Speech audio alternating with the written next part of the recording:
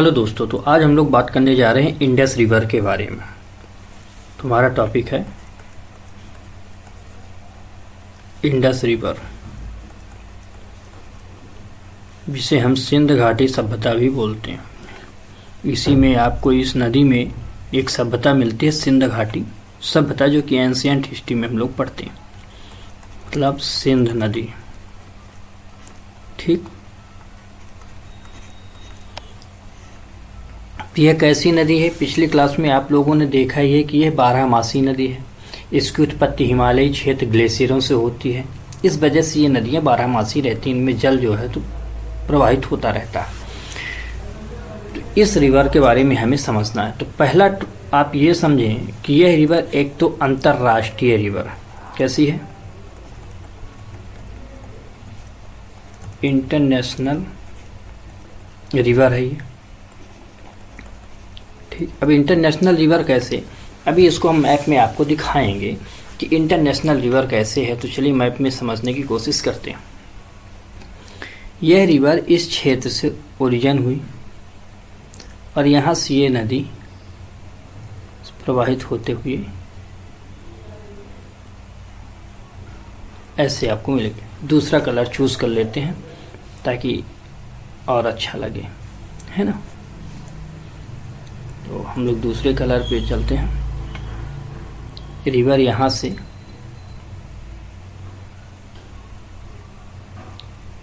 कुछ ऐसे करके आपको ये रिवर मिलेगी। ठीक, तो अब ये इंटरनेशनल कैसे हुई? पहला, चाइना में है। सेकंड, इंडिया में है और पाकिस्तान में।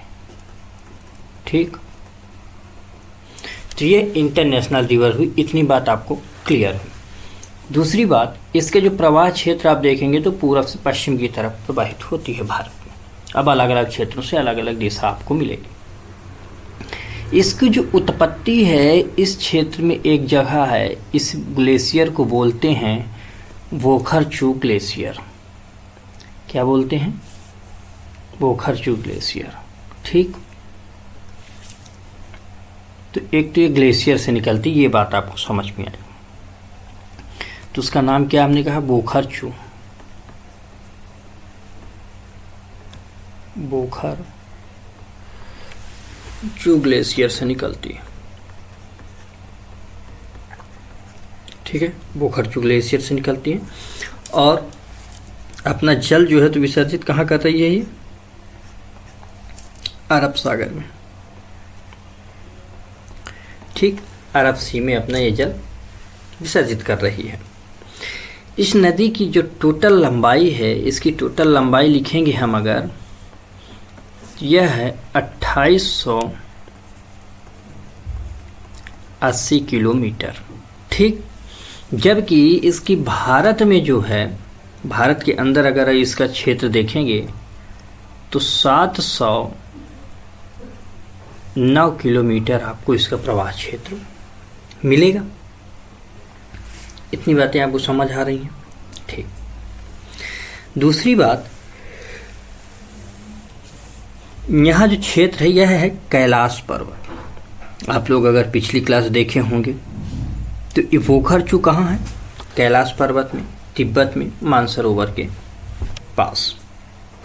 ठीक, तो ये कुछ भी पूछ सकते हैं। अगर मानसरोवर लिख दिए, मानसरोवर के पास, तो ये याद रखना है। अगर ये कहते हैं कैलाश पर्वत, ठीक, तिब्बत में, तो ये भी आपको याद रखना है। इसके इर्द गिर्द ये जो है एग्जैक्ट प्लेस है, वोखरचू यहाँ से निकलती है और यह नदी नॉर्थ की तरफ प्रवाहित होती है। फिर इसके बाद जो है तो ऊपर की तरफ जाती है और भारत के इस क्षेत्र में प्रवाहित हुई हुई आगे की तरफ बढ़ती है और अंत में जाके ये अरब सागर में अपना जल विसर्जित कर देती है, तो मुहाना बनाती है। अब आगे चलें कि इतना तो इस रिवर के बारे में आपने समझा। सभ्यताएं अपनाएं तो वो सब ठीक है। अब इस रिवर की आपको इम्पॉर्टेंट बातें ये समझनी है कि इसकी कुछ सहायक नदियाँ कौन सी हैं? सहायक नदियाँ। तो इन सहायक नदियों को समझना होता है। तो इतनी बात पहले आपने समझ ली, आपको समझ आई, ठीक। अब एक एक बातें थोड़ा और आप लोग इसके बारे में समझने की कोशिश करें। अब इसको ये ध्यान रखना है कि यहाँ से जब प्रवाहित होती है तो कुछ यहाँ पर्वत श्रृंखला है, इस क्षेत्र में पर्वत श्रृंखलाएं हैं, जैसे कि ये अगर हम बनाएं तो ये जास्कर हुआ, यहाँ से अगर आप डायरेक्ट करोगे तो यहाँ आपको मिलेगी लद्दाख और यहाँ काराकोरम है ये, ठीक। तो अगर इनका नामकरण करना चाहें आप तो ये बात भी याद रखेंगे आप, काराकोरम, लद्दाख और जास्कर, ठीक। इनके क्षेत्र में यह प्रवाहित होती है। तो जो अपनी नदी है ब्रह्मपुत्र, ये सिंध नदी, तो यह लद्दाख और जास्कर के मध्य प्रवाहित होती है। अब इन्हीं श्रेणियों से निकलती हुई इसकी रिवर्स में आएंगी, यानी कि काराकोरम से नदियाँ निकल के आएंगी, लद्दाख वाले क्षेत्र से निकल के आएंगी और जास्कर क्षेत्र से निकल के आएंगी। इन नदियों का इसका जो है तो सहायक नदियाँ और जो है तो बहुत सारी और नदियों के बारे में हम समझने की कोशिश करेंगे, ठीक। तो इसके जो सहायक नदियाँ इनको हम विभाजित करते हैं दो रूपों में। तो चलिए अपने वो फ्रंट में चलते हैं। यहाँ तो इंटरनेशनल आपने देख लिया, हम लोगों ने इसका ओरिजिन भी देख लिया कि कहाँ से होता है, ठीक। इसका हमने माउथ भी देखा कि कहाँ है, ठीक। और इसका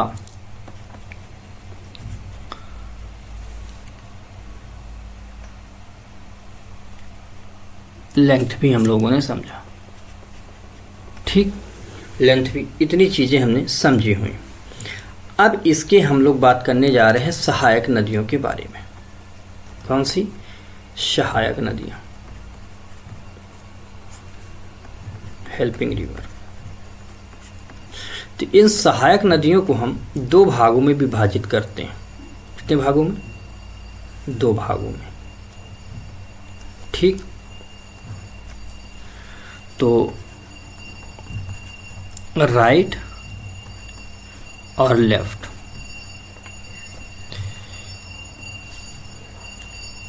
राइट और लेफ्ट रिवर, है ना।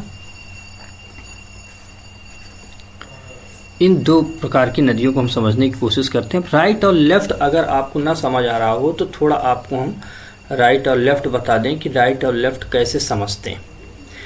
तो कोई भी रिवर जिस क्षेत्र से प्रवाहित होती है तो उसके उस प्रवाह क्षेत्र से मिलने वाली नदियों को हम राइट और लेफ्ट के आधार पर समझने की कोशिश करते हैं। जैसे थोड़ा सा आप इसे समझ लें कि मानो कि सिंध रिवर है, जैसे कि हमने कहा कि ये ऐसे करके ऐसे प्रवाहित हो रही, तो इसका प्रवाह क्षेत्र इस तरह आपको दिख रहा है, ठीक। ये इसका प्रवाह क्षेत्र है। तो यहाँ से जब ये प्रवाहित हो रही है तो इसका ये जो पार्ट होगा, ये पूरा पार्ट, इस पूरे पार्ट को हम बोलेंगे राइट। क्या बोलेंगे? राइट। और इस वाले पार्ट को बोलेंगे लेफ्ट। लेकिन अगर कोई नदी इस डायरेक्शन में ऐसे प्रवाहित होती है, ये इसका प्रवाह क्षेत्र है, तो इसमें आप क्या बोलेंगे? यह क्षेत्र इसका लेफ्ट होगा और यह क्षेत्र इसका राइट होगा। मतलब कि उसके लेफ्ट और राइट का जो कॉम्बिनेशन है वो कहाँ से बन रहा है? इनके ओरिजिन से। ओरिजिन से लेके इनकी जो प्रवाह क्षेत्र है ना, ओरिजिन से लेके इनका जो प्रवाह है, ठीक, प्रवाह की दिशा से तय होता है। तो मुझे लगता है कि इतनी बातें आपने इसे समझा होगा कि कैसे हमें दिशा का निर्धारण करना है नदियों पे, तो ये आपको कंफ्यूजन नहीं होना चाहिए। खैर, तो इसकी कुछ लेफ़्ट और राइट रिवर के बारे में हम लोग समझने की कोशिश करते हैं। तो इन्हें हम इसे इरेज कर देते हैं यहाँ से, ठीक। इसे आप लोग बना लेंगे, लिख लेंगे। और समझने की कोशिश करते हैं लेफ़्ट और राइट रिवर के बारे में। ठीक है, चलिए तो पहले हम देख लें कि इसके राइट साइड की रिवर कौन कौन सी हैं।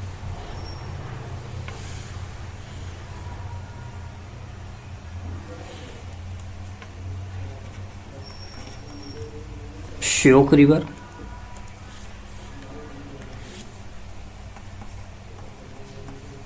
श्योक रिवर, फिर इनको हम मैप में भी आपको समझाएंगे कि ये रिवर कहाँ कहाँ है। श्योक हो गई, ऐसे ही आप लिखेंगे गिलगित,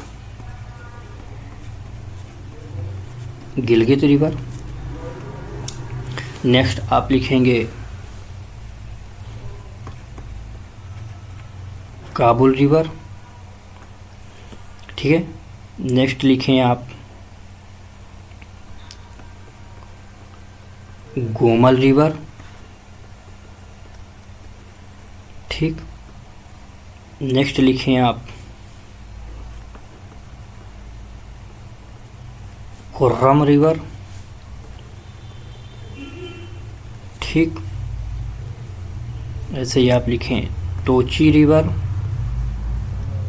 तो इस तरह करके और भी नदियां हैं, जैसे सांगर है, बिवोवा है, तो इस तरह की नदियां भी आपको मिलेंगी। लेकिन इम्पॉर्टेंट फैक्ट आपको क्या याद रखना है कि काबुल, ठीक है, काबुल जो है तो भारत की रिवर नहीं है, इसमें गोमल रिवर, खुर्रम रिवर और तोची रिवर, ये सुलेमान श्रेणियों से इनका उद्गम होता है। तो इस बात को आप याद रखेंगे कि इनका जो ओरिजिन पॉइंट है, इन रिवर का जो उत्पत्ति है, यह कहाँ से है,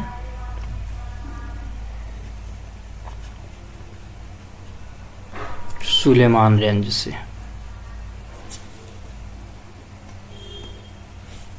सुलेमान रेंज से इनकी जो है तो ओरिजिन होता है। ठीक, सुलेमान रेंज से क्या हो रहा है, ओरिजिन हो रहा है। तो इस बात को याद आपको रखनी है। ये रिवर आपको समझ आई कि ये रिवर हुई। ठीक है, इसके लेफ्ट की रिवर की अगर हम बात करें कि लेफ्ट साइड में कौन कौन सी रिवर है, तो लेफ्ट में लिखिए जास्कर रिवर। नेक्स्ट लिखिए चेनाब रिवर। ठीक, नेक्स्ट लिखें, सॉरी ऐसे लिखते हैं, क्रम से लिखते हैं, Zanskar, Jhelum river,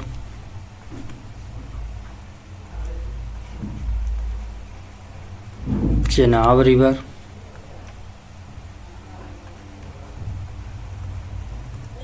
Ravi river,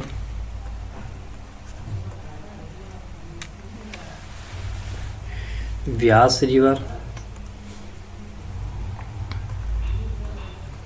Beas river और सतलज रिवर और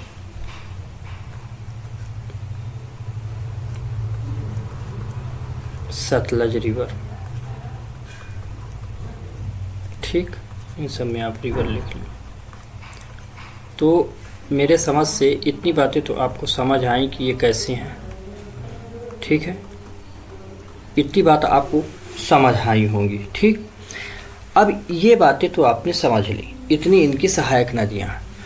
कुछ फैक्ट बातें और भी उसमें बता देते हैं सिंध रिवर में मैप के थ्रू से, ताकि आपको ये समझ आए। अब यहाँ से मैप के थ्रू में हम क्या बताने जा रहे हैं कि एक बात तो आप ये नोटिस करें कि ये रिवर किसी क्षेत्र से तो भारत में एंट्री भी कर रही है, और भारत में एंट्री करने के पास ये भारत से निकलती भी है। दो चीज़ें हो रही हैं। और तीसरी एक इम्पॉर्टेंट फैक्ट है कि इसमें सिंध जल विवाद आपको सुनने को आता होगा भारत और पाकिस्तान के मध्य में। तो ये दो बातें और आपको जाननी है। एक कि यह जिस क्षेत्र से भारत में प्रवेश करती है उस क्षेत्र को क्या बोलते हैं, और जहाँ से निकलती है उसे क्या बोलते हैं। तो लद्दाख का क्षेत्र है, लद्दाख का क्षेत्र, ठीक। और यह लद्दाख में है डमचौक, ठीक, डम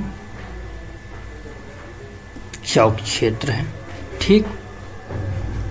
यहाँ से ये इंटर करती है और ये जो क्षेत्र आप देख रहे हैं यहाँ एक गार्ज बनाती है।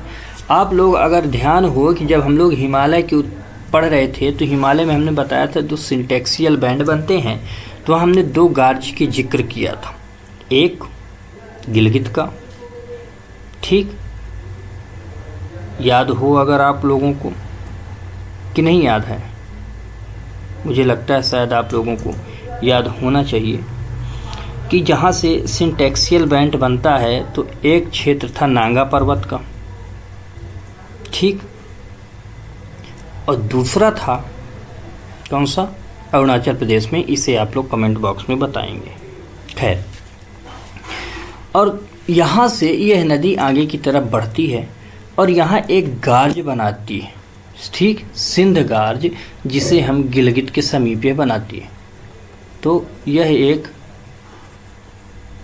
सिंध गार्ज भी बनाती है जो कि गिलगित के समीप है, और यहाँ से यह निकलती है बाहर, भारत से निकलती है।